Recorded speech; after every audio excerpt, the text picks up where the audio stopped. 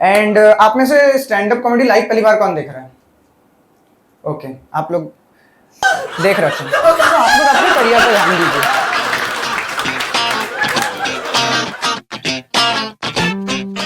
Almost सबको बहुत बहुत धन्यवाद, इतनी लेट तक रुके हैं। और दूसरी चीज, मेरा फर्स्ट टाइम है, सो लेट्स बिगिन। तो सबसे पहले तो मुझे ये बताइए कि आप में से किस किस का बर्थडे हॉस्टल में मन रखा है? Okay great. गर्ल्स हॉस्टल में कितना बढ़िया बनता है ना, बड़ा प्यारा प्यारा पिंक पिंक सा माहौल हो रखा है, happy birthday princess, happy birthday cutie. और उस बीच में लड़कियों की आपस में बिल्कुल ना बने, बट दे मेक श्योर कि उनका बर्थडे अच्छे से बने। अब यहाँ पे आ जाती है बात वहां की जहां से मैं बिलोंग करता हूँ, बॉयज हॉस्टल का बर्थडे। क्या बात कहना उस दिन की, मातम से बेहतर माहौल रहता है वहां पे। तो हमारे यहाँ बर्थडे बॉय को पहले से मालूम होता है उसका आखिरी दिन होने वाला है। गर्ल्स भाई एक हफ्ते पहले से फंड रेज कर रही होती है। हमारे दोस्त का बर्थडे, हमने उससे कह दिया ले भाई कर दे पेमेंट, स्प्लिट में डाल देना। बर्थडे बॉय अपनी मातम की, बर्थडे बॉय अपनी 13वीं का इंतजाम खुद कर रहा है। भाई साहब वो बंदा भाई दोपहरी से 4 कच्चे डाल रखा है जो 40 दिन में एक डालता था। उसे मालूम है कि जब ये जल्लाद मारना शुरू करेंगे तो पहला टारगेट इसकी ब्लड लाइन को करने वाले हैं। आप एक बात बताओ, लेट्स से आपका बर्थडे मिस हो गया, what would be the best day to celebrate it again? आने वाला संडे ले लो, या समझ लो आपकी बैग आ गई तब ले लो, या फिर समझ लो आपकी क्रश के बर्थडे वाले दिन। थोड़ा एम्बैरेसिंग हो जाएगा ऑफ कोर्स आपकी क्रश के लिए, बट भाई हमारे हॉस्टल का फर्स्ट बर्थडे मन रहा है 1 दिसंबर को। जिन्हें समझ में नहीं आया वो होता है नेशनल एड्स डे।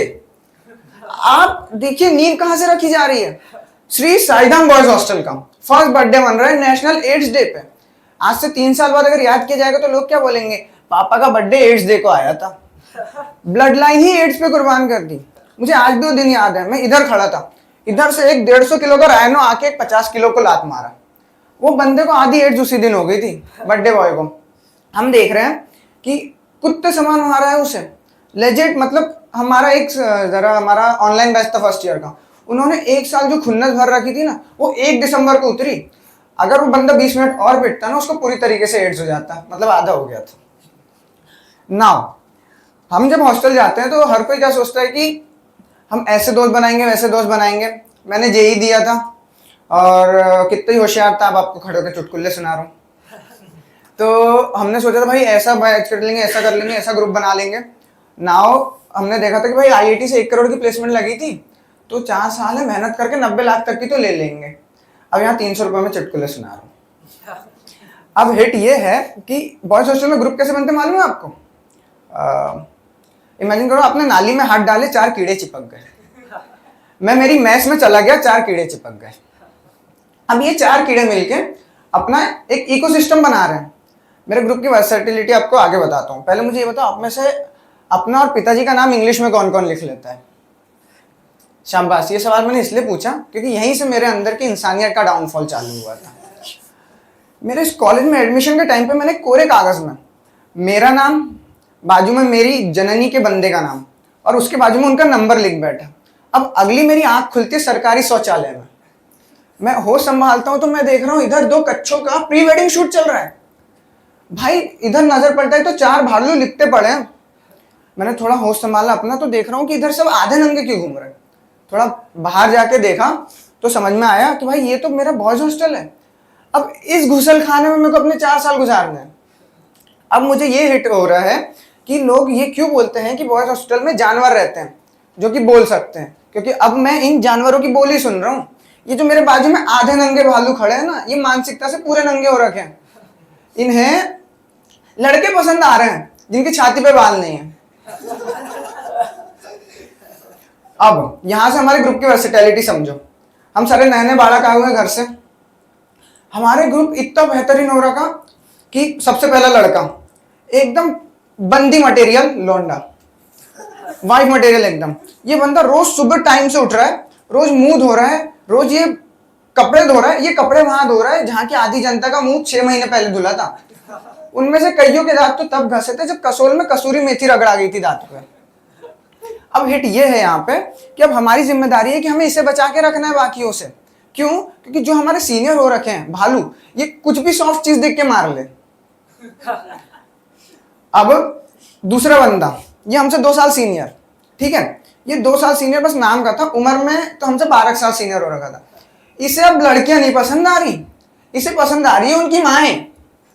अगर मैं एक लड़की और उसकी माँ बाजू में बैठा दूं ना, ये उसकी माँ से बात करेगा कि बहन जी हम तो शादी कर लेते, इसे गोद ले लेंगे।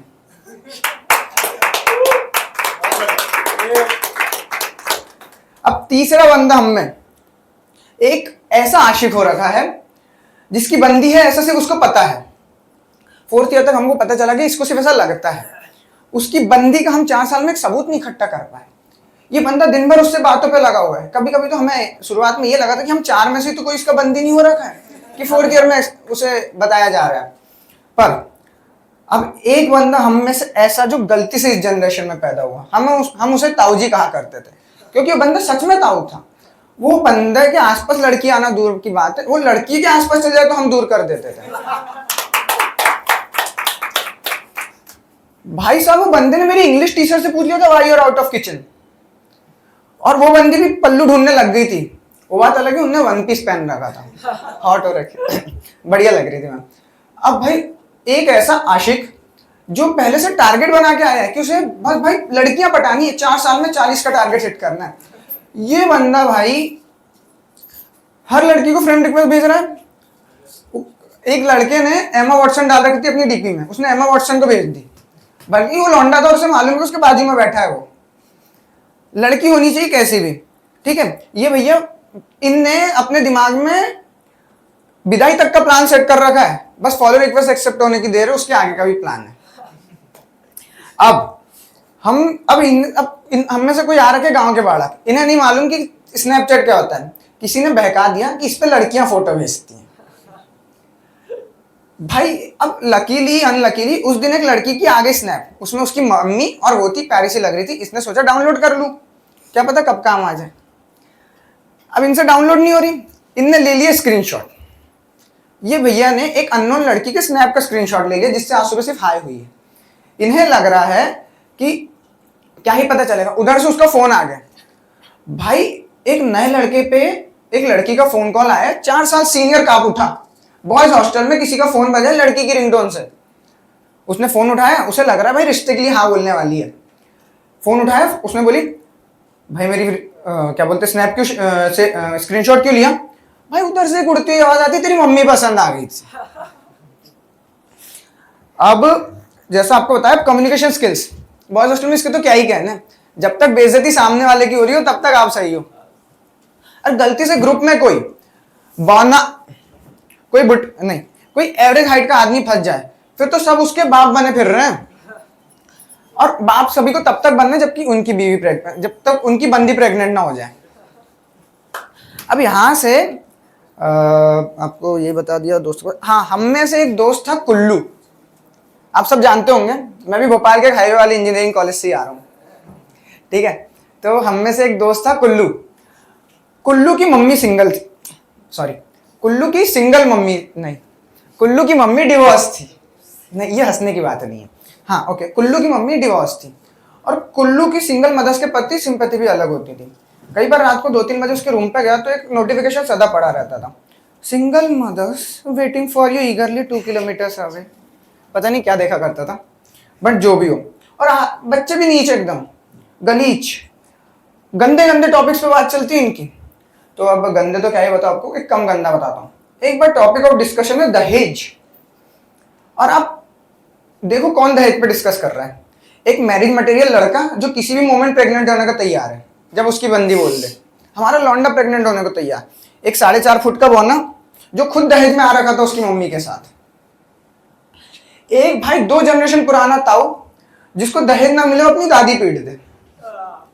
और एक दिल फेंक आशिक जिसकी रिक्वायरमेंट सिर्फ इतनी है कि लड़की होनी चाहिए और जिंदा होनी चाहिए। 4th ईयर तक तो जिंदा वाला क्राइटेरिया हट गया और अब मेरे को लगता है लड़की वाला भी हट गया होगा। नाउ हम दहेज पर डिस्कस कर रहे हैं, उस बीच कहीं से एक उड़ती हुई आवाज आ गई, भाई मेरे बाप ने दहेज नहीं लिया। भाई सब ऐसे देख रहे हैं, भाई तू भी का ब्राह्मण, तेरे बाप ने दहेज नहीं लिया, मान ही नहीं सकते। वो बंदा कह रहा है भाई मेरे बाप ने दहेज नहीं लिया। भाई अब दूसरे लड़ रहे हैं, ताऊ लड़ रहा है जैसे उसके सगा लौंडा हो गया, उसने दहेज ना लिया हो। भाई तेरे बाप ने तो दहेज लिया है, नहीं लिया। बोलते भाई फोटो दिखा दे। लड़के ने जेब में हाथ डाला, एक फोटो निकाल, मतलब एक फोन में फोटो दिखाई। भाई एक बढ़िया सा आदमी था, गले में 2 जंजीर हो रखी थी, ऑफ कोर्स सोने की। अब बोल रही ये मेरा बाप। कहीं से उड़ती हुई आवाज आ गई, भाई योर डैड डिजर्व्स बेटर। पता वो बाप किसका था? वो बाप कुल्लू का था जिसकी माँ सिंगल है। एंड फाइनल, आप में से मुझे इंस्टा पे कौन कौन फॉलो करता है? जो नहीं करता उन्हें शर्म आनी चाहिए। तो do follow me at random engineer 003।